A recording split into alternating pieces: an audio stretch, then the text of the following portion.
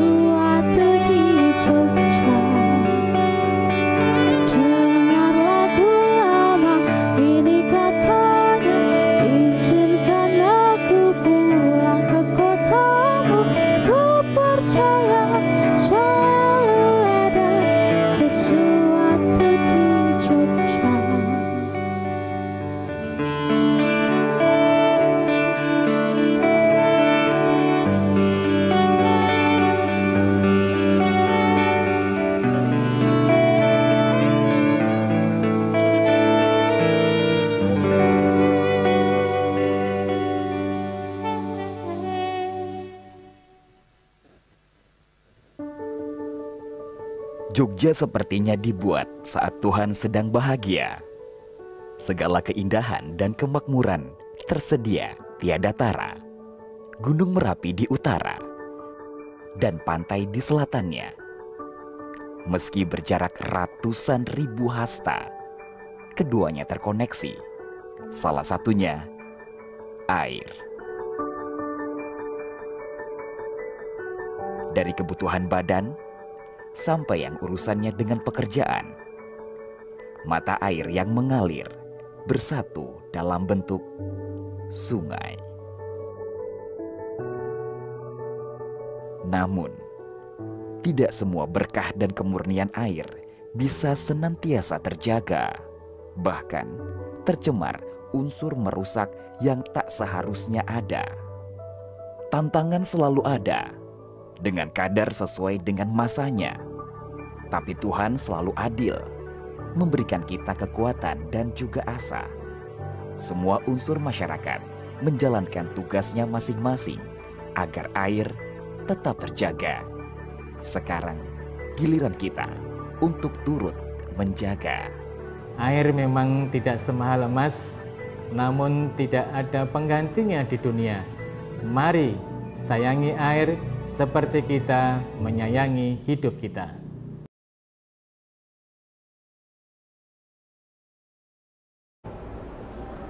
Assalamualaikum warahmatullahi wabarakatuh. Shalom, Om Swastiastu, Namo Buddhaya, salam kebajikan, salam sejahtera, Rahayu. Senang sekali pada kesempatan kali ini saya Bara Sulfa kembali menjumpai Anda dalam acara yang sudah kita tunggu-tunggu. Kalau saya menyebutkan acara nggak pakai pantun tuh ada yang kurang. Ibu-ibu semuanya. Jadi kalau saya menyapa kayaknya cuma 2 baris aja sih ini. Ini pantun nggak genep ya. Nanti kalau misalnya 1 baru selesai silakan dijawab cakep ya Bu ya. Tapi kita ganti Jos aja karena kalau cakep udah biasa ya. Baiklah. Jadi orang harus aktif Jos. Ketemu lagi di podcast Diseminasi Konten Positif. Boleh tepuk tangan dulu dong. Seadanya ya, kita mikir sangat cepat sekali dan saya Bara Sulfa menemani Anda di podcast Diseminasi Konten Positif persembahan dari Dinas Komunikasi dan Informatika DIY hari ini Selasa 15 Oktober 2024 selama 1 jam ke depan. Dan hari ini saya merasa paling ganteng di meja ini. Iya, betul. Langsung bersama cantik-cantik dan juga Sri Kandi yang punya backgroundnya banyak. Ini kalau saya tepuk tangan nggak cuma 2 kali 3 kali, wah saking bagus-bagusnya ya. Ibu Yuni yang hadir, selamat siang Ibu. Ibu Dr. Hajah Yuni Satya Rahayu SSM Hum dari DPRD Daerah Istimewa Yogyakarta. Sehat Ibu Yuni? Sehat, alhamdulillah. Senang sekali hari ini ya Bu ya. Di tengah panasnya Jogja yang mataharinya ada 5 katanya. Ini anak-anak Gen Z nyebut Jogja mataharinya lagi 5-5-nya gitu ya. Tapi enggak apa-apa. Hari ini kita didinginkan bertemu dengan muka-muka bunda-bunda yang sangat teduh semuanya. Luar biasa. Dari Bu Yuni kita akan selangkah lebih dekat dengan beliau yang kami hormati, Ibu Heni Purwaningsih PhD, Ketua Kelompok Riset Pengembangan Produk Pangan Fungsional BRIN. Selamat siang Ibu. Selamat siang Mas. Luar biasa Bu Heni ini juga meneduhkan kita semuanya. Sehat Ibu? Sehat. Gimana ini tadi panas-panas menuju ke studio? Alhamdulillah lancar dan tidak merasa panas ya. Tidak merasa panasnya, tetap semangat. Dan sejuk. Betul. Dan selanjutnya terakhir Ibu Titik Istiyawatun Kasana SIP Lurah Sri Harjo Bantul. Selamat pagi, siang, sore karena kita disaksikannya tuh macam-macam. Oh gitu ya. Iya betul. Selamat siang Ibu Titik. Selamat siang Mas Bara. Sehat Ibu. Alhamdulillah sehat. Alhamdulillah senang sekali bisa bertemu. Tadi juga dari Bantul ke sini gimana Ibu perjalanannya? Cukup panas. Cukup panas ya. Aman biasa. tadi. Aman. Kalau Ibu Yuni dari Sleman ke sini. Iya. Kalau Ibu Eni dari Bantul juga. Dari Bantul juga ya. Hari ini tema kita sangat luar biasa sekali, di mana pada kesempatan kali ini kita akan membahas tentang menjaga ketahanan pangan. Nah, ini rangkaian acara juga kami siarkan secara langsung melalui 3 channel YouTube kami. Selamat siang sedulur Jogja yang sudah menyaksikan kami di Harian Jogja, Kominfo, dan juga JTV. Terima kasih Anda telah berpartisipasi. Sampai detik ini sudah hampir ada 250-an partisipan yang bergabung. Terima kasih sedulur Jogja. Untuk Anda yang bergabung, saya doakan Anda selalu diberikan kesehatan, rezeki yang mengalir deras, dan dilancarkan dalam segalanya. Amin. Luar biasa. Baik, hari ini ngomongin tentang ketahanan pangan. Ibu-ibu semuanya, kalau kita flashback lagi menurut data bahwa Indonesia ini termasuk negara kalau dibilang sudah bagus banget dalam ketahanan pangan ya belum sekali ya. Karena datanya dari 113 negara yang disurvei, Indonesia ini ada di peringkat 69. Jadi kurang lebih masih ada di 50%-an. Ya, belum maksimal ke atas, tapi kita berusaha semoga bisa di atas 70% ya, biar nanti bisa kita merdeka dan berdaulat ketahanan pangan kita. Baiklah, hari ini saya akan coba ke Ibu Yuni terlebih dahulu, tanggapan secara garis besar Ibu melihat ketahanan pangan di daerah istimewa Yogyakarta. Sebelum masuk ke pertanyaan ini, bagaimana Bu? Ya, kalau kita melihat saat ini kondisi pertanian kita itu memang cukup mengkhawatirkan. Gitu ya. Apalagi kita yang di Sleman ya Bu ya. Iya, karena kan cuaca tidak menentu ya, itu yang kemudian menyebabkan padi ini juga kemudian bermasalah dan tanaman-tanaman lain. Ada sayuran dan segala macam yang itu dikonsumsi oleh warga masyarakat setiap hari begitu. Nah, saya selalu ingat begitu ya, karena misalnya pimpinan kami dari PDI Perjuangan itu, Bu Mega itu selalu menyampaikan harus ada makanan pendamping selain beras begitu, yang itu harus ditanam oleh warga masyarakat sehingga nanti ketika ada permasalahan dan kita mengalami sekarang ini, kemudian masyarakat ini tidak mengalami kesulitan untuk mendapatkan pangan begitu. Nah, tapi saya melihat ini belum ya, belum hanya semangatnya ya. saja. Semangatnya sudah muncul, Iya, eksekusinya semangatnya belum. saja yang kemudian ini belum dilakukan oleh warga masyarakat. Bagaimanapun juga masyarakat kita ini sangat gemar beras, nasi, padi, begitu ya. Belum makan nasi belum. Makan, rasanya belum makan begitu kan. Betul. Meskipun sudah makan makanan yang lain, tapi rasanya belum. Nah, ini yang perlu dibiasakan kepada warga masyarakat kita, bahwa di masyarakat kita ini sebenarnya sudah ada loh tanaman kayak apa jagung begitu ya, umbi-umbian, Sumber-sumber karbo yang lain iya, gitu ya, selain nasi. yang tidak harus beras begitu. Nah, ini yang mungkin harus selalu dibiasakan kepada warga masyarakat ke depannya agar ya makan itu boleh Iya, apa aja, betul. tidak harus makan nasi begitu ya, jangan karbohidrat terus. Iya betul. Kita ini kan Gizi harus kalau diperhatikan. Nanti kalau karbo full jadinya. kita ini kan kalau nggak nasi nggak beras itu kayak belum sarapan, belum makan begitu. Nah, ini yang mungkin bagaimana mendorong warga masyarakat begitu ya, agar kemudian nanti juga hobinya itu makan sayuran saja lah. Kemudian juga makan ikan-ikanan begitu ya. DIY ini juga terkenal dengan masyarakatnya tidak hobi makan ikan, Mas. Betul. Padahal kita pinggir pantai ya sebenarnya. Nah, iya itu. Padahal sekarang baru selesai itu pelabuhan Gesing. Iya, benar. Pelabuhan ikan di Gesing begitu. Nah, padahal ini gimana nanti ada pelabuhannya tapi warga masyarakatnya tidak mengkonsumsi begitu. Rasa cinta dan untuk mengkonsumsinya itu Betul, harus ditumbuhkan sekarang ya. Mungkin saya juga sedang memulai saat ini, bahkan dulu tuh benar apa yang disampaikan Bu Yuni, kalau saya nggak makan nasi Bu, itu kayak berasa belum makan. Nah, sekarang saya imbangin dengan protein, gizi dan serat gitu. Dan akhirnya dari 80 kilo, akhirnya saya di 65 kilo sekarang menjaga itu semuanya. Waduh. Ya, kita buka nih ya. Karena ternyata bener Bu, karena kalau misalnya dulu kan, ya karena kita dari SD, apalagi orang tua saya termasuk yang generasi zaman dulu ya. Jadi kalau sarapan tuh ya nasi yang banyak, lauknya nah gitu. Nanti gimana caranya kita coba mencari ya. Dipotong berapa? Nah, iya. Saya jadi sedih kalau kayak gini ketahuan bagaimana ekonomi saya. Telurnya satu dipotongnya 10. Wah, luar biasa. Terima kasih Bu Yuni. Ini tanggapan secara garis besar ya untuk ketahanan pangan dan fenomena yang terjadi di Jogja khususnya saat ini. Kalau dari Bu Yuni nih yang selalu melangsungkan riset dan juga penelitian. Ya, saya setuju dengan Bu Yuni. Memang kita belum ini tentang ketahanan pangan. Jadi kita harus mengkampanyekan, Ibu. Tidak hanya pilkada, tapi juga mengkampanyekan bagaimana masyarakat itu sadar untuk mengkonsumsi pangan lokal. Jadi tidak ada ketergantungan untuk beras dan sebagainya. Gitu. Kemudian yang kedua, dulu itu pernah Ibu, itu ada program One Day No Rice. No rice. Satu hari tanpa nasi. Nah itu juga mungkin perlu digalakkan lagi sehingga pangan-pangan lokal yang ada di daerah itu bisa dimanfaatkan melalui diversifikasi produk olahan. Seperti misalnya sorghum. Sorghum itu juga pangan lokal terpinggirkan. Tapi kita temui ya sekarang. Tapi itu banyak di Gunung Kidul. Nah, kita sebagai periset itu melakukan diversifikasi produk dengan membuat beras analog. Nah, beras analog itu tidak cukup hanya untuk sorghum saja, tapi kita tambah dengan tales yang memberikan nilai gizi yang lebih. Lebih tinggi dibandingkan tadi ya. Kemudian kita buat tepung yang nantinya ada beberapa turunan produk yang bisa dihasilkan dari situ. Dan tepungnya ini lebih sehat pasti. Iya, seperti itu. Karena selain nasi, Ibu Yuni, Bu Eni dan juga Bu Titi kan kalau nggak makan ya kita ini apalagi kalau sore-sore ndak yang digoreng-goreng itu ya. Anak sekarang loh Mas. Gimana Bu Yuni? Kalau nggak makan roti itu padahal itu kan dari gandum ya. Betul. Kita itu impor begitu loh. Betul ya Ibu. Saya mencoba mengurangi banyak banget itu untuk konsumsi nggak makan gandum, gluten ya Bu ya. Iya. Begitu. Karena itu daripada kita makan asing itu ngapain sih gitu. Iya. Sementara di kita banyak yang mungkin itu satu fenomena anak muda zaman sekarang, apalagi kalau kita di coffee shop. Kalau nggak makan itu tuh nggak estetik yang itu kan kita nggak gitu ya Bu. Nanti kita bahas lagi ya. Dari Bu Titi ini gimana Ibu tanggapan Anda tentang ketahanan pangan di Jogja saat ini? Iya, fenomena di desa juga hampir sama Mas. Jadi sekarang ini memang kalau makan ya memang harus nasi itu, apalagi di desa ya. Kalau belum makan nasi ya serasa nggak makan, serasa belum makan. Betul. Tapi di Sriharjo kami sekarang sedang berupaya untuk mengembangkan gerakan cinta pangan lokal gitu. Jadi kita sebenarnya sudah memulai di 2018 yang lalu, 2019 itu dengan gerakan Sriharjo Jemuah Berakah. Jadi Sriharjo Jemuah gerakan Sriharjo Jemuah Berakah itu sebelum Covid.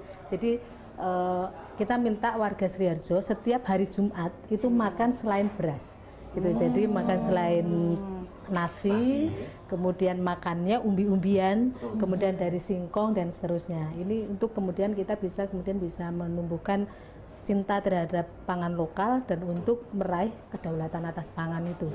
Nah, sekarang yang kemudian kita kembangkan di Sriharjo ini untuk dalam tanda petik melawan gandum itu, karena setiap hari orang makannya gandum, bikin bakwan pakai gandum, mendoan pakai gandum, cap jahe saja yang makanan tradisional itu pakai gandum, mie semua juga bahannya gandum. Yang kemudian kita lakukan adalah bagaimana kemudian kita bisa menciptakan alternatif tepung selain gandum. Kami bekerja sama dengan LKY waktu itu Mbak, kemudian ketemulah alternatif selain gandum itu mokaf, modified cassava flour.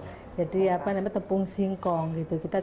Kita minta pada teman-teman LKI waktu itu untuk memberikan pelatihan gitu, bagaimana kemudian membuat tepung singkong itu yang sudah dimodifikasi itu, kemudian juga olahan-olahannya. Nah, dari proses pelatihan itu kemudian di situ tampillah olahan pangan, salah satunya adalah mie instan. Ya ini luar biasa gitu saya bilang. Dari tepung.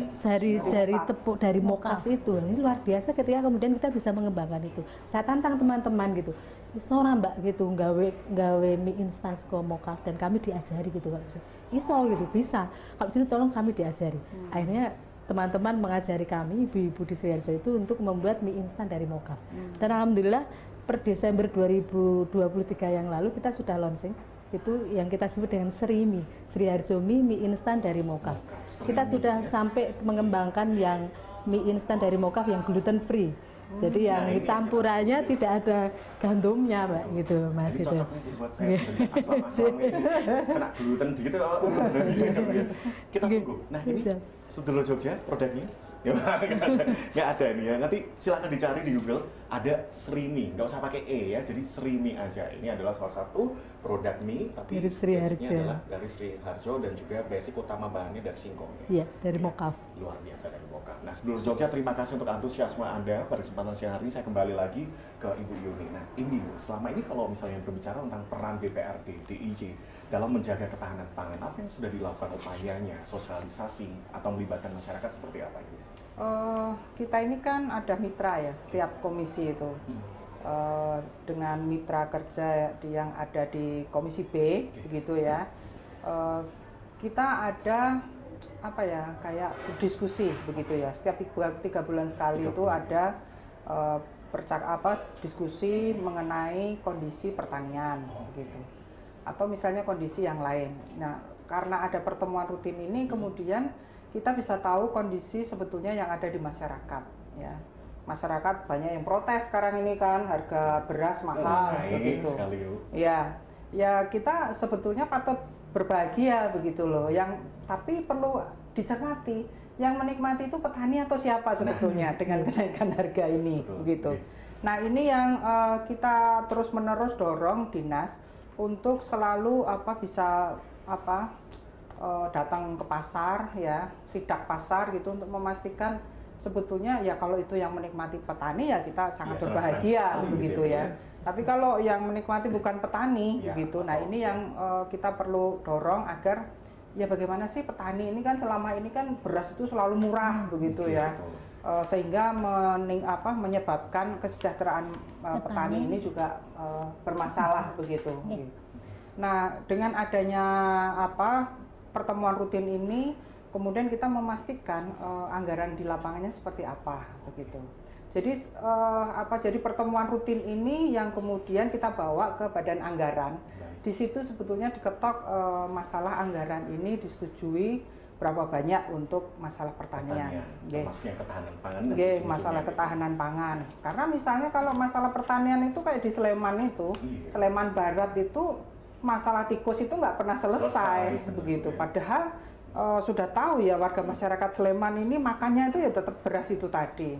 Nah, kalau ada permasalahan itu sudah lama ya ini nggak bisa terselesaikan tentang tentang tikus ini ya, tikus dan lain-lain ini. Tikus ya, baru hama tikus belum kayak misalnya. Nah, tapi ini bertahun-tahun nggak bisa diselesaikan. Sudah itu udah dilubangi, itu tanahnya kemudian dikasih ruang itu kan ya. Kembosan. Sudah begitu tapi kenyataannya juga ini belum selesai. Nah, dengan kemudian diskusi kami dengan dinas, kemudian memastikan anggaran yang diberikan kepada warga masyarakat, juga kita kan rutin selalu turun ke masyarakat melalui reses begitu ya. Yang itu biasanya nanti mereka terus marah begitu, teriak-teriak ini gimana ini padi kita nggak pernah panen begitu. Iya, jadi kita mendorong begitu ya, kalau sudah bertemu dengan warga masyarakat ya kalau bisa sih kamu makannya jangan beras terus deh begitu. Kan ada jagung begitu kan. Kemudian ada singkong ya. Itu kan sebetulnya bisa dimakan begitu. Iya, tapi kalau nggak makan beras itu nggak makan nasi juga gimana? Terutama yang tua-tua begitu ya. Yang ini yang kemudian menjadi bermasalah. Tapi kemudian anak mudanya juga ternyata sukanya juga yang lain itu tadi. Tepung malahan. Ya, makanya kemudian ini bagaimana agar mendorong warga masyarakat seperti yang disampaikan dari BRIN tadi bahwa perlu kampanye gitu ke warga masyarakat ya kalau bisa sih makanan lokal yang kemudian kita konsumsi. Zaman saya kecil itu kan banyak ya makanan itu yang dijual di pasar itu mulai dari grontol, ya kan? Itu yang tiwul, ya macam-macam lah itu ya. Wah, ini langsung saya rooming nih kalau udah ngomongin grontol tiwul. Grontol tiwul ini salah satu alternatif makan lain sebenarnya, ini sumber karbo ya yang bisa dikonsumsi. Yang sekarang ini itu mungkin sudah mulai jarang ya ada di pasar begitu. Anak-anak mudanya karena terlanjur suka dengan yang bahan gantung itu tadi. Croissant. Nyebutnya aja sudah susah. Nah, Bu Yuni terima kasih untuk jawabannya. Ini salah satu fenomena yang terjadi di lapangan ya Bu, kalau misalnya kita terjun secara langsung. Nah, ini dari Ibu Heni, melihat segala hal yang terjadi, kelemahan dan juga kekuatan ancaman dan juga kesempatan di DIY ini seharusnya harus seperti apa sih Bu? Kalau kita kekuatannya banyak ya, kita memiliki lahan yang subur ya Ibu ya. Kemudian lahan yang subur, kemudian dukungan dari pemerintah yang menganjurkan bahwa kita harus pengembangan pertanian berkelanjutan. Maksudnya ada ramah lingkungan, organik. Nah, ini nanti bisa sambung dengan Ibu Yuni bahwa harga beras turun. Nanti kalau dengan organik ini akan menaikkan harga beras sehingga kesejahteraan petani itu bisa meningkat. Kemudian juga ini kekuatan dari pertanian itu sendiri karena kelompok tani itu memiliki sifatnya aktif untuk membagi pengetahuan dan sumber daya ke kelompok yang lain. Nah, ini ya yang menjadi kekuatan di DIY itu seperti itu. Itu kekuatan kekuatan yang di DIY. Kemudian untuk kelemahannya ya tadi sudah disampaikan Ibu dari anggota DPRD DIY ya bahwa sering terjadi cuaca yang tidak menentu jadi perubahan iklim yang itu juga sangat mengganggu pertanian yang bisa menurunkan produksi juga kualitas daripada hasil pertanian itu sendiri. Nah, kemudian juga adanya infrastruktur yang kami lihat ya Ibu ya. infrastruktur tuh masih sangat terbatas, terutama ini untuk penyimpanan atau gudang penyimpanan dari hasil panen. Itu sangat diperlukan untuk meningkatkan menjaga kualitas produk yang kita hasilkan, itu sangat diperlukan. Kemudian juga irigasi itu yang kami lihat belum modern seperti di negara-negara berkembang yang lainnya. Jadi itu perlu perbaikan infrastruktur mungkin menurut saya yang untuk kelemahan itu. Kemudian juga tingkat pendidikan petani. Maksud saya adalah keterampilan petani itu perlu ditingkatkan melalui pertanian yang modern istilahnya. Jadi seperti pertanian presisi yang itu menggunakan alat-alat yang agak lebih canggih sedikit, kemudian mereka bisa menera berapa sih pupuk yang harus kita berikan ke situ, kemudian air bagaimana dan sebagainya, sehingga nanti akan menaikkan produksi yang mereka hasilkan. Itu yang menjadi kelemahan kita sekarang saat ini. Dan petaninya tua-tua. Ya, betul. Menjadi masalah. Iya, menjelas. Ada program dari pemerintah pusat namanya petani milenial. Iya. Tapi kan nggak jalan itu di lapangan itu petani milenial. Mereka lebih senang ke Jakarta ke ini untuk yang pabrik gitu loh. Mungkin kita akan cari brand ambassador kayak Pak Sunjo gitu. Kalau karena anak-anak muda kalau misalnya udah ada BA yang mungkin khususnya dia role model anak muda yang keren, terus dia terjun sebagai petani, mungkin anak muda tertarik gitu kan. Anak muda sekarang ini kan nggak mau turun ke sawah gitu, Kotor-kotor beletok begini, kakinya itu nggak banget gitu kan. Saya berani. Sidoarjo punya, Mbak. Sidoarjo punya petani milenial, Taruna Tani dan Jalan, insya Allah. Ada yang jalan. Dan memang tantangannya untuk anak-anak muda ini kan memang sarana prasarana produksi pertaniannya yang kemudian harus dibuat lebih modern. Dan sekarang ini kan sudah mulai banyak ya dari BRIN mengembangkan penyemprotan hama pakai drone, kemudian pupuk pakai drone, lalu irigasi sudah pakai irigasi tetes, lalu irigasi yang spray itu kan yang itu sudah bisa di remote dari mana saja kayak gitu, dengan HP itu sudah bisa itu sekarang ini. Udah tik-tik udah. Ibu Titi lagi di sini podcast, wah ini belum tak siram nih, tinggal klik aja. Sudah ada sebenarnya. Ya, sudah ada itu. Itu namanya. Saya pernah ketemu dengan petani kelapa ya. Lah itu pemanjat kelapa itu yang termuda ternyata usianya 50. Leres itu. Ya toh? Di Sidoarjo udah nggak ada yang yang termuda itu 50.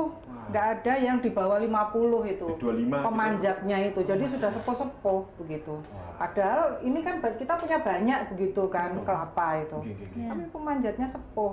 Nggak ada anak muda yang berminat untuk apa ya? Kenapa anak, kalau di tempat ibu mungkin bisa disampaikan akhirnya ada anak muda yang menjadi petani milenials, apa alasan mereka akhirnya mau terjun?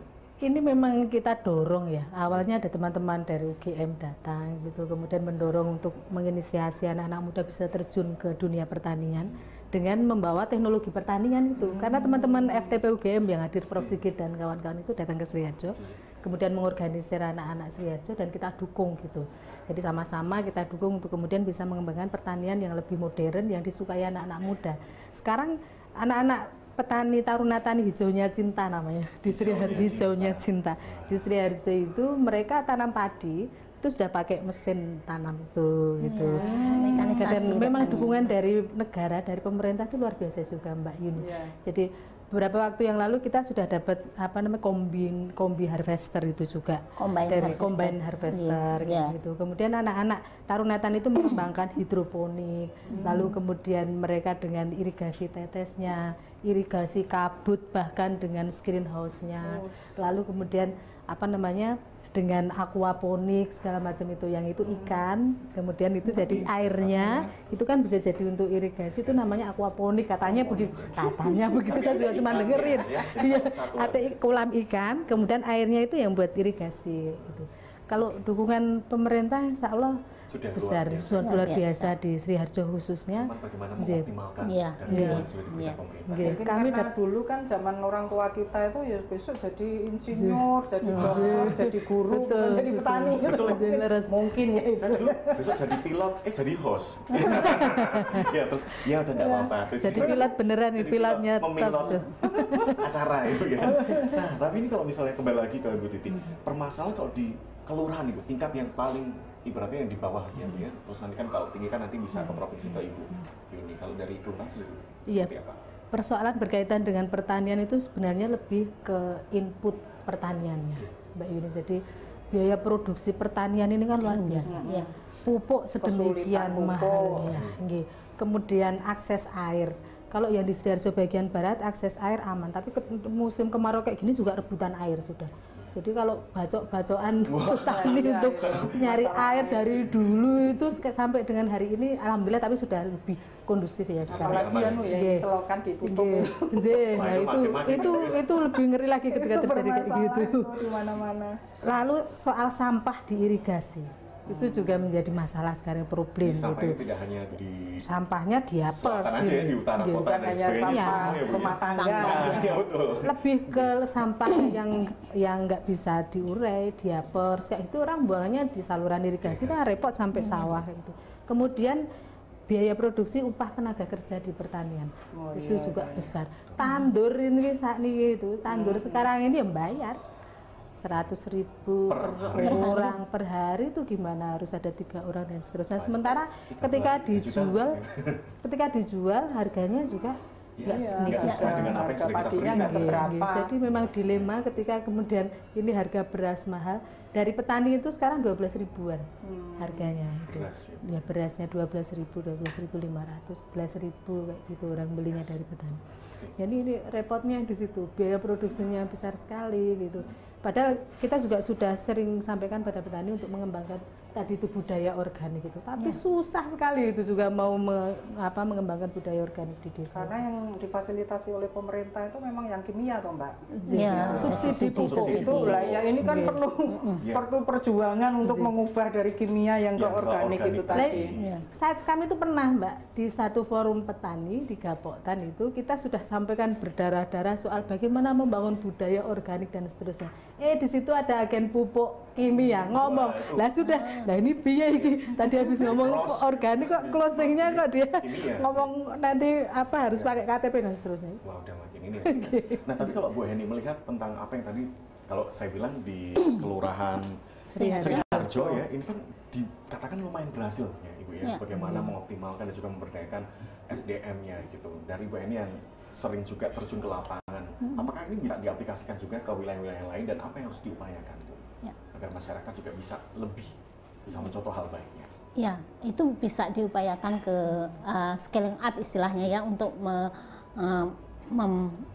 mengaplikasikan ke daerah lain itu dengan kita harus bisa menyadarkan masyarakat betapa pentingnya pangan lokal yang ada di daerah kita sendiri untuk dimanfaatkan. Tuh, kemudian yang kedua tadi disampaikan bahwa organik itu sangat susah ya. Tapi kita harus memberikan pencerahan bahwa organik itu selain aman dikonsumsi juga itu meningkatkan nilai tambah daripada komoditas itu sendiri ya. Karena kita bandingkan kalau yang padi bukan organik dengan padi yang organik itu nilainya lebih tinggi yang organik. Contoh saja, ketika kita menanam beras merah, beras hitam di Kabupaten Sleman ya Ibu, itu kita tidak menggunakan pupuk kimia sama sekali. Nah, tetapi harganya untuk 1 kilogram beras merah itu bisa mencapai 22.000. Sedangkan untuk kemudian untuk yang beras hitam itu bisa 25.000. Dan itu khasiatnya untuk tubuh kita itu sangat luar biasa. Organik kan? Iya, pertama itu untuk pencegahan diabetes. Yang kedua untuk kolesterol yang tinggi, Bu. Jadi dari hasil penelitian kami itu yang dari BRIN itu 209 gram nasi itu bisa menurunkan kadar gula darah sekian persen. Nah itu Saya sudah sangat makan beras merah. bagus. Itu Kalau awal-awal memang agak sepot, tapi kalau udah terbiasa ya enak Iya, kok Ibu ya. yang pertamanya nggak enak itu. tapi ini Bu bisa dicantum campur sedikit dengan beras putih. Jadi misalnya 2 beras merah, 1 beras putih. Dan itu sangat bagus untuk jantung juga gitu. Ya, penelitian kami kebetulan yang pada saat di luar negeri itu menggunakan beras merah untuk menurunkan kolesterol dan juga diabetes kadar darah dalam. Saya minta coba check out beras merah dulu Bu, minta cari-cari ya, biar saya lebih sehat lagi ya. Beras merah, beras hitam Ya, juga ya, bagus dikonsumsi ya, Iya. betul. ketahanan tubuh lebih sehat lagi. Wah, Betul. luar biasa sekali. Nah, kalau dari Bu Yuni kembali, kita flashback lagi ke anggaran nih Bu ya. Nggak harus dikupas sebesar-besar itu, tapi kalau dari kebijakan anggaran dari pemerintah untuk ketahanan pangan sendiri seperti apa di Jogja ini? Alokasinya dan sebagainya. Ya kita concern ya untuk masalah itu karena masyarakat ini kalau melihat kondisi saat ini kan memang harus dibantu ya. Jadi memang kalau mulai dari pemerintah pusat, pemerintah provinsi maupun sampai kabupaten, saya pikir anggaran untuk pertanian itu besar, pasti besar begitu. Karena apa? Karena itu kan menyangkut banyak warga masyarakat kita yang mengkonsumsi itu ya. Dan memang kita terus-menerus sosialisasi berkaitan dengan pentingnya untuk bagaimana sih ada makanan pendamping itu tadi, bukan hanya nasi begitu. Karena kita khawatir begitu ya. Kalau di Sleman ini kan, kalau kami melihat ya, di Sleman Barat itu yang katanya untuk lumbung padi kita, itu juga sekarang ini juga pembuatan perumahannya juga luar biasa. Ini tadi begitu. apalagi daerah wilayah kita Bu Yuni, Iya. Sleman Timur, waduh. Kalau Sleman Timur iya begitu. Tapi kan dari awal itu komitmen dari pemerintah Sleman itu bahwa Sleman Barat itu kan katanya untuk lumbung pangan begitu. Tapi sekarang kan Pada itu juga kenyataannya, terganggu begitu ya. Oke. Bahkan misalnya di daerah Gamping itu saya pernah menemui kok ada saluran irigasi ki mentoke itu di perumahan gitu loh. Jadi alirannya Tidak itu mentok di sampai, perumahan ya. begitu loh. Jadi ya kita itu mau gimana ya? Sehingga mungkin itu yang kemudian saya melihat Sri Sultan Hamengkubuwono yang ke-10 ini membuat kebijakan, ya kalau tanah kas desa itu jangan dipakai untuk permanen, perumahan permanen begitu. Dan ini sudah disosialisasikan ke banyak kalurahan saya pikir di DIY ini begitu. Nah ini harus kemudian juga selalu diingatkan, masyarakat juga harus melakukan pengawasan terhadap itu. Sehingga ketika misalnya ada penyelewengan, ini kan banyak ini tanah kas desa ini pakai macam-macam ini. Sekarang lagi Di dipakai Sleman macam-macam, itu, ya. waduh luar biasa deh. Kafe, tempat wisata, Iya. perumahan. Iya. Tempat-tempat kafe begitu loh yang saya melihat ini perlu penegakan aturan yang ada gitu ya, sehingga kemudian warga masyarakat juga harus menyampaikan ini nggak boleh loh. Betul. Jadi sekarang kalau misalnya di DIY itu tanah kas desa ini kan sekarang kalau mau menyewa itu kan harus ada tanda tangan dari Sri Sultan Hamengkubuwono yang ke-10 dari gubernur DIY. Baru begitu. itu bisa digunakan. Baru kemudian boleh digunakan begitu. Nah ini saja sudah ada aturan seperti itu saja, malah kemudian juga ada seringkali ada banyak penyelewengan begitu ya yang di lapangan begitu.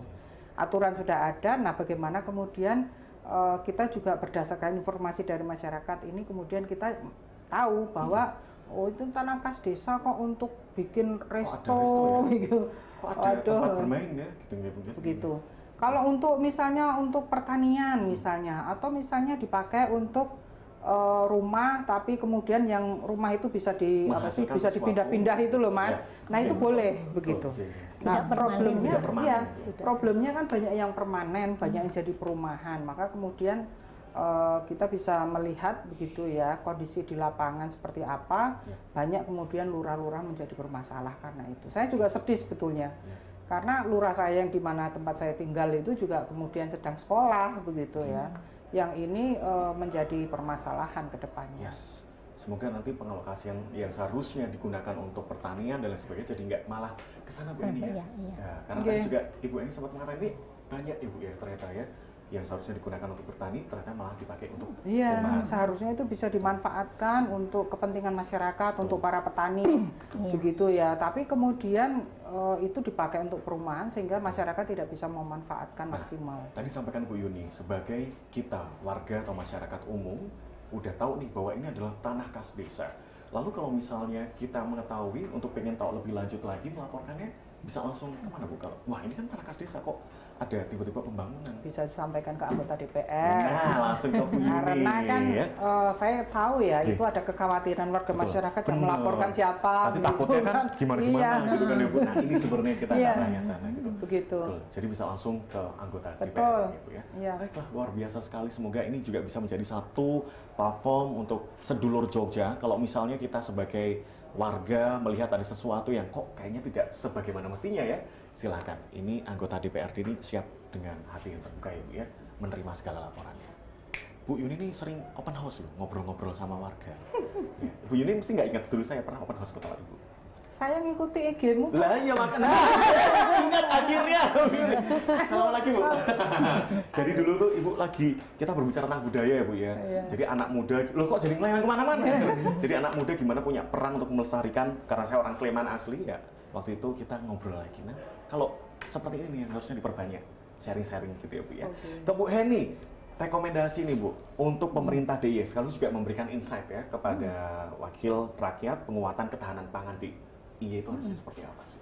Yang pertama harus dicegah alih fungsi lahan ya Bu Iya, ya. betul. Dari pertanian ke perumahan. Ini harus dikencengi, istilahnya harus benar-benar ada dasar hukum yang mengikat agar mereka tidak semena-mena menjadikan lahan pertanian untuk perumahan seperti itu. Yang kedua, karena tadi disampaikan bahwa milenial itu sudah jarang untuk melakukan kegiatan pertanian. Sebaiknya kita melakukan selalu pelatihan untuk bagaimana pertanian itu ke arah modern, seperti pertanian presisi yang tadi menggunakan drone, menggunakan GPS dan sebagainya, itu untuk mengefisiensi pengeluaran ya, atau input yang dikeluarkan untuk proses pertanian itu, sehingga bisa menaikkan produksi. Kemudian yang ketiga adalah mungkin adanya varietas-varietas ataupun tanaman-tanaman yang itu tahan terhadap perubahan iklim. Nah, Apa itu Ibu juga kira-kira ya contohnya ya? Kalau misalnya kita nah bisa mungkin begini, kalau biasanya ciherang misalnya ya. Ciherang. Misalnya varietas ciherang itu mudah roboh. Nah, kita ganti kalau ada guncangan air atau Ya, atau guncangan panasnya angin, lumayan, ya lumayan, itu mungkin bisa diganti dengan varietas yang lain yang memang memiliki deskripsi bahwa itu tahan terhadap guncangan Segala air hal, maupun ya. guncangan angin maupun air gitu. Jadi harus ada beberapa komoditas yang seperti itu. Nah makanya tadi perlu disampaikan ya, ada ilmu-ilmu apa yang harusnya dikuasai oleh para petani Iya. tadi itu ya. Kemudian yang keempat adalah melakukan diversifikasi pengolahan. Nah, tidak hanya kita hanya makan umbi saja, tetapi betul yang sudah dikerjakan oleh Sri Harjo, membuat mie dan sebagainya, membuat turunan dari tepung, ada brownies, ada ini, sehingga lidah kita mulai menyukai pangan-pangan lokal yang ada. Seperti umbi-umbian itu bisa saja kita jadikan pangan yang lebih memiliki nilai ekonomi, bahkan memiliki nilai fungsional untuk tubuh. Itu sehingga itu bisa meningkatkan nilai jual atau nilai tambah seperti itu. Itu yang ini. Kemudian yang ketiga memang benar petani di kita itu masih nyensewu ya. Tingkat pengetahuannya itu juga masih sangat rendah. Terbatas, Ya, jadi mungkin dari anggota DPR nanti bisa melakukan mengeposkan untuk pelatihan-pelatihan yang seperti tadi Ibu. Jadi nanti mungkin yang milenial pun kalau memang Bisa ada pelatihan-pelatihan seperti itu bisa langsung ikut ke situ gitu. Betul. Seperti itu. Luar biasa, terima Tapi yang jelas alih fungsi lahan di DIY sangat tinggi. Itu yang menjadi Dan peran pemimpin di wilayah itu sebetulnya sangat menentukan, Mas. Iya. Betul. Terkhusus tadi Kalau Bu, ya, misalnya alih- semua lurah seperti Mbak Betul. Titik misalnya kan, itu kan enak itu. Betul. Leadershipnya jelas bahwa Ya. ideologinya Visioner, untuk betul. menolak beras itu jelas misalnya, menolak gandum itu Gandum. jelas gitu. Makanya harus makan yang ini karena ini produk kita. Yes. Tapi kalau kemudian pemimpin wilayahnya juga kurang memiliki kepemimpinan yang visioner seperti itu ya susah begitu ya. Betul. Nah, makanya memang ya kami sih berharap sebetulnya lurah DIY ini memang Ya. memiliki kemampuan lebih dibandingkan lurah-lurah yang lain. Kita berharap seperti itu. Mengingat sekarang ini kan katanya DIY itu wilayah provinsi termiskin di Jawa Betul. begitu. Ini waktunya kita untuk kemudian mulai berbenah lah ya, agar menjadi provinsi yang lebih baik ke Lebih naik depannya kelas lagi begitu. ya. Iya, naik kelas. Ya kita harus mulai tenang nih Bu. Iya. Bu Titi nih sebagai seorang, kalau lurah itu kan perempuan jarang sebenarnya, tapi saya melihat Betul. ternyata bisa kok sedulur Jogja bahwa lurah ini bahkan Ibu Titik sudah bisa mengakomodir, melibatkan anak-anak muda dan juga SDM-nya untuk ayo nih selangkah lebih maju, nggak cuma stuck di situ aja gitu ya Bu ya. Segala inovasi pun diciptakan. Kalau tadi Serimi sudah, rencana ke depannya nih inovasi apa nih Bu yang nanti juga akan berhubungan dengan ketahanan pangan lokal? Iya, sekarang ini Sriharjo kebetulan dapat BKK. Jadi ada BKK Danais untuk Lumbung Mataraman untuk mandiri pangan gitu. Jadi yang sering kita juga BKK Danais dari untuk desa planner, yang ini untuk Lumbung Mataraman. Jadi di situ di Lumbung Mataraman itu kita akan kembangkan pertanian terpadu, integrated farming, yang bagaimana kemudian input dari peternakan itu bisa dioptimalkan untuk output dari peternakan itu bisa dioptimalkan untuk input pertanian, outputnya pertanian juga bisa dioptimalkan untuk inputnya peternakan, jadi terintegrasi satu dengan yang lain. Di situ ada perikanan, nanti ada aquaponik untuk mengaliri yang irigasinya dan seterusnya kayak gitu. Dan Lumbung Mataraman itu kita akan akan skemakan sebagai laboratorium gitu. Jadi laboratorium pertanian gitu untuk mengembangkan varietas pertanian gitu. Kalau singkong ini sekarang sebagai bahan bakunya mokaf itu yang untuk Serimi itu nanti kira-kira bisa nggak dikembangkan di situ. Misalnya sekarang ini tanam singkong itu harus 7 sampai 8 bulan baru panen. Apakah memungkinkan ketika kemudian nanti bisa diperpendek gitu jangka waktu panennya. Lalu varietasnya kalau hanya untuk bikin tepung mokafnya 1 kilo hanya jadi 0, sekian mokaf itu, kira-kira bisa nggak ada varietas singkong yang itu kemudian bisa menghasilkan tepung yang lebih banyak gitu. Dan itu jadi laboratorium yang kemudian itu nanti bisa dikembangkan di seluruh wilayah Sriharjo, harapannya begitu. Selain itu juga nanti akan kita kembangkan lagi menjadi agroekowisata juga yang akan merangkul anak-anak muda untuk bisa mengembangkan paket-paket wisata di situ gitu. Ini yang Lumbung Mataraman. Kemudian ada BKK satu lagi di Sriharjo itu pemanfaatan tanah kas desa untuk pengentasan kemiskinan untuk warga miskin.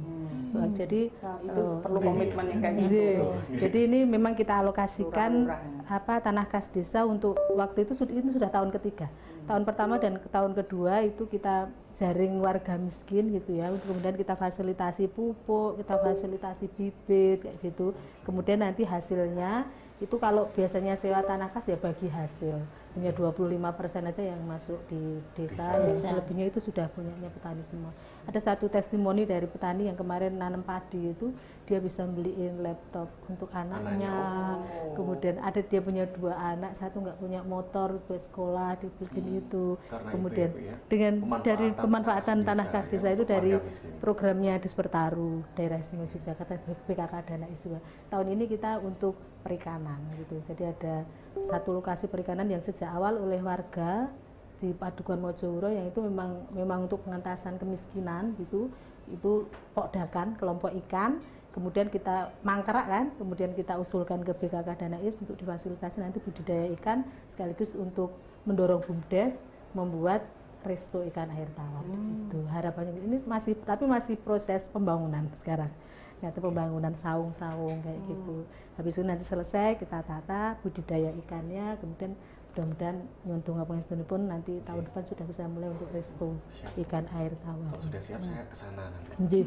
Silahkan malah diharapkan ke sana Mas Bara. Siap boleh. Nanti Bu Yuni tinggal lihat di Instagram saja. Nanti kita aturi Bu Yuni juga rawuh ke jalan-jalan. Makanya yang mengembangkan yang kelornya tadi saya tertarik itu keren itu. Daun kelor. Nah, ngomongin kelor nih Bu, gimana Bu? Ini kan juga bisa ditanam bahkan di semua wilayah tuh bisa ya. Gampang banget itu. Aja banyak. Iya, kita memang dari saya kan dari Brin Gunung Kidul. Nah, kelor tuh sudah banyak dimanfaatkan untuk olahan-olahan, misalnya ada tepung, stik dan sebagainya. Kemudian ini juga untuk program stunting Ibu, karena banyak sekali zinc dan protein yang ada di situ. Dan jadi memang kelor itu kayaknya segala macam itu zat yang ada di situ semua. Itu sangat bagus sekali kelor itu. Jadi mungkin ke depan kita bisa bekerja sama untuk membuat teh kelor, tepung kelor dan sebagainya. Nanti ada diversifikasi produk yang mudah-mudahan bisa dikembangkan di daerah Sriharjo. Terima gitu. kasih. Sebagai tuker-tukeran nomor WA. Iya, itu. boleh nanti kita tuker-tukeran. Tujuan podcast ini untuk mengatur nomor WA dan follow Instagram.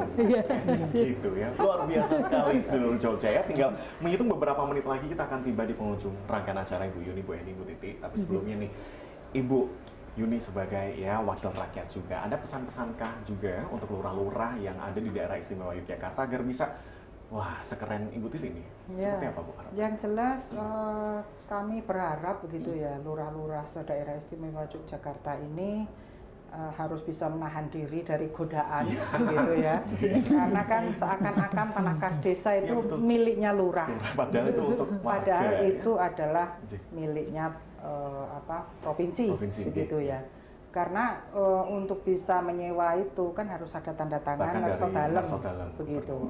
Nah, karena itu memang kami berharap ya, karena sekarang ini juga sedang gencar dari provinsi untuk melihat tanah kas desa yang ada di seluruh daerah istimewa Yogyakarta, maka kami berharap ya dimanfaatkan untuk kepentingan warga masyarakat. Memang menggiurkan itu kalau mau disewa begitu kan untuk perumahan begitu kan. Ya, padahal itu kemanfaatan untuk warga masyarakat nggak ada. Kalau untuk kemanfaatan lurahnya banyak begitu. Nah, kalau tadi di Sriharjo kan ini untuk kolam bahkan ya, untuk perikanan, terus juga untuk persawahan. Pertanian ada yang juga untuk wisata. Ini kita juga kalau untuk wisata ini dikembangkan berbasis komunitas semua. Nggak ada investor yang masuk ke Sriharjo dan memang kita berupaya untuk lokal mandiri, untuk mengoptimalkan sumber daya lokal gitu, masyarakat yang kemudian membangun sendiri. Itu pemuda-pemudi Bu yang terlibat. Ya tidak hanya pemuda-pemudi, tetapi juga dari kalangan sepuh juga. Tapi ya ini memang masih berproses ya untuk wisatanya. Ya karena untuk menjadi hebat kan kita butuh kiak-kiok menyesuaikan ya Bu ya segala hal yang terjadi. Baiklah, kalau gitu untuk seluruh sedulur Jogja dan juga pemirsa, sebelum kita menuju ke penghujung rangkaian acara, nanti seluruh narasumber memberikan closing statement, kesimpulan dan juga harapan ya. Ini perlu hompimpan mungkin? Dari Ibu Yuni terlebih dahulu. Nah, sedulur Jogja, beliau adalah perwakilan dari DPRD Daerah Istimewa Yogyakarta, Ibu Dr. Hajah Yuni Satya Rahayu SSM Hum, yang kali ini memberikan harapan ke depan agar DIY ini dapat menjaga ketahanan pangan dan juga pesan kepada seluruh warga. Monggo silakan. Iya. Yang jelas kami memerlukan dukungan bantuan dari warga masyarakat berkaitan dengan kegiatan yang ada di kelurahan maupun yang ada di wilayah masing-masing untuk memastikan bahwa warga masyarakat ini betul-betul bisa menikmati fasilitas atau tanah yang ada di wilayah tersebut yang itu memang memerlukan izin dari pemerintah provinsi. Dan kami berharap kemudian tanah-tanah kas desa ini jangan dipakai untuk yang itu kemanfaatan untuk warga masyarakat itu kecil begitu ya. Jadi dimanfaatkan dalam rangka untuk meningkatkan kesejahteraan warga masyarakat. Mengingat kita ini juga punya tugas untuk mengatasi permasalahan stunting dan ke depan ini juga pasti kita akan menghadapi permasalahan pangan. Monggo nanti kita bisa bekerja sama dan mungkin ada yang bisa melaporkan mengenai kondisi di wilayah masing-masing. Terima kasih Ibu Yuni dari DPRD Daerah Istimewa Yogyakarta. Selanjutnya Ibu Heni Purwaningsih, PhD, Ketua Kelompok Riset Pengembangan Produk Pangan Fungsional BRIN. Silakan Ibu. Baik, kami selaku periset ya, mari kita olah, kita gali pangan lokal kita yang sebenarnya masyarakat berpendapat bahwa itu adalah pangan yang inferior yang tidak dibutuhkan. Nah, melalui riset dan teknologi kita bisa buat pangan-pangan itu menjadi pangan fungsional, pangan yang berguna untuk tubuh, juga meningkatkan nilai tambah dari pangan-pangan inferior itu tadi. Dan juga harapan kami bahwa melalui pangan lokal kita bisa meningkatkan kesejahteraan petani di DIY. Ya, benar. Semuanya berkualitas ya. Luar biasa. Belas, Ibu Titi Istiawatun Kasana SIP, Lurah Sriharjo Bantul. Silahkan Ibu. Saya itu kalau diminta bikin closing statement itu selalu bingung. Tapi yang jelas kita ini kan bangsa yang besar ya. Dan potensi pangan kita ini sebenarnya luar biasa.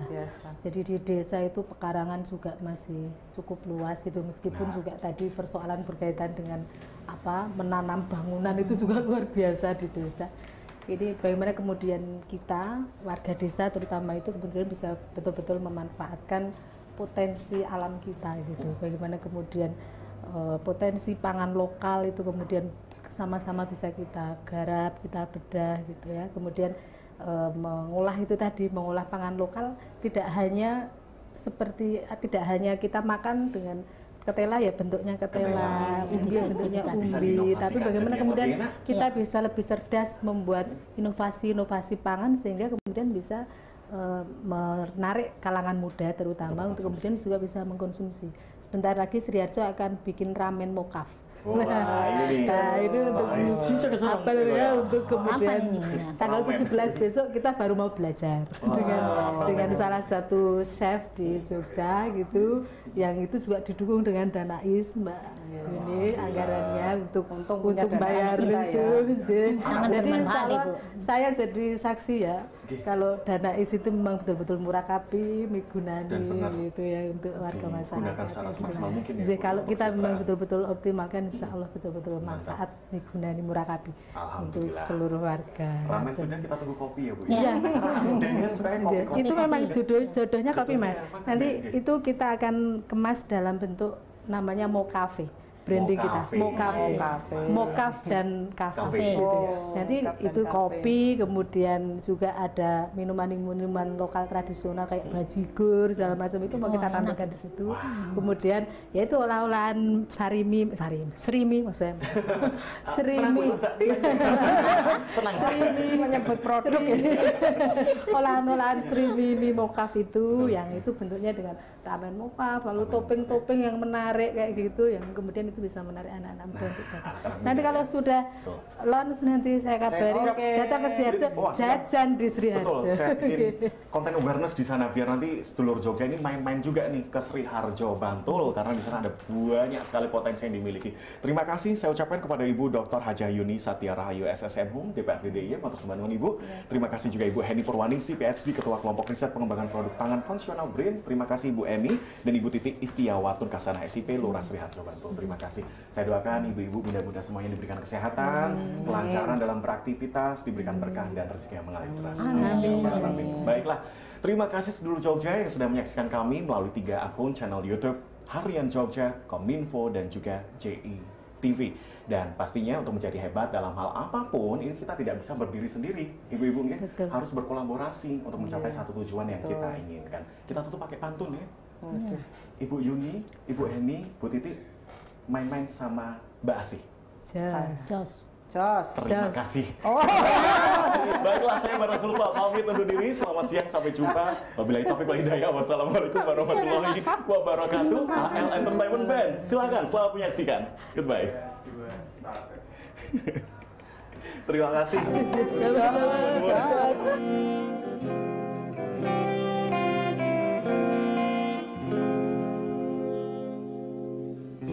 Cair mataku tak tertahan lagi menanti kepastian